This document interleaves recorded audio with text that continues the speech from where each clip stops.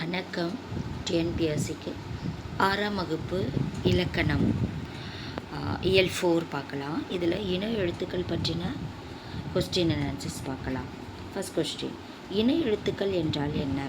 சில எழுத்துக்களுக்கு இடையே ஒலிக்கும் முயற்சி, பிறக்கும் இடம் ஆகியவற்றில் ஒற்றுமை உண்டு.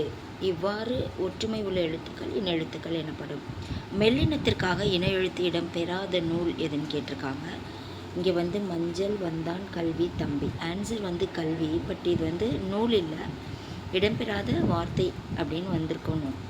அதான் ஆன்சர் கல்வி. அடுத்து, தவறான சொல்லை கண்டறிய. கண்டான், வென்றான், நண்டே, வண்டே. ஆன்சர் வென்றான். இதில் ரா மாறி இருக்கு. அது ஆன்சர் அதுதான். ஒற்றுமை உள்ள எழுத்துக்கள் டேஷ் எனப்படும், இன எழுத்துக்கள் எனப்படும். 6 வல்லின மெய்யெழுத்துக்களுக்கும் 6 மெல்லின எழுத்துக்களும் இன எழுத்துக்கள் ஆகும். வல்லினத்துக்கு மெல்லினம் இன எழுத்துக்களாக அமையும். சொற்களில் மெல்லின மெய்யெழுத்தை அடுத்து பெரும்பாலும் அதன் இனமாகிய டேஷ் எழுத்து வந்தால் வல்லின எழுத்து வரும். இன எழுத்துக்கள் எவைனா 6 வல்லின மெய்யெழுத்துக்களும் 6 மெல்லின எழுத்துக்களும் இன எழுத்துக்கள் ஆகும்.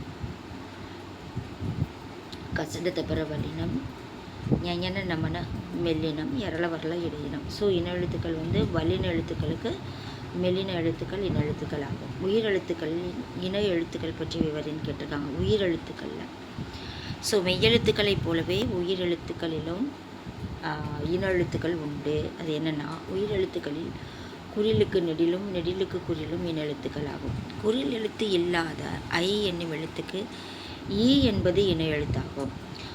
என்னும் எழுத்துக்கு ஊ என்பது இன எழுத்தாகும்.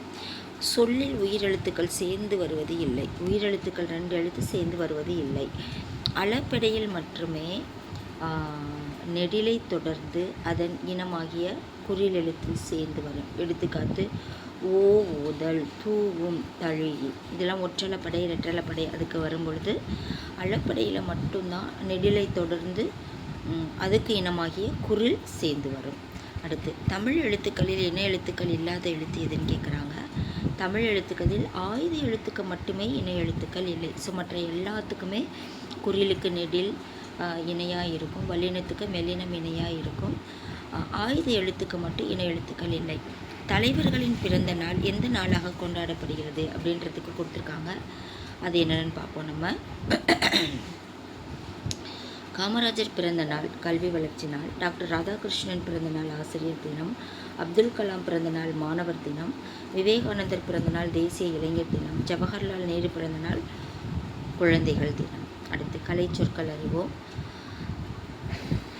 இது என்னென்ன கொடுத்துருக்காங்கன்னா, எஜுகேஷன்னா கல்வி, மெயில் அஞ்சல், பிரைமரி ஸ்கூல் ஆரம்ப பள்ளி, காம்பேக்ட் டிஸ்க் சிடி குறுந்தகடு, ஹையர் செகண்டரி ஸ்கூல் மேல்நிலைப்பள்ளி, லைப்ரரி மின் நூலகம், லைப்ரரி நூலகம், புக் மின் புத்தகம், எஸ்கலேட்டர்னா மின் படிக்கட்டு, மேகசைன்னா மின் இதழ்கள், லிஃப்ட் மின் தூக்கி. ஸோ இதோடு இந்த வீடியோ முடியுது. உங்களுக்கு வீடியோ பிடிச்சிருந்தா லைக், ஷேர், கமெண்ட் பண்ணுங்கள். மறக்காமல் சப்ஸ்கிரைப் பண்ணுங்கள். நம்ம அடுத்த வீடியோவில் பார்க்கலாம். நன்றி.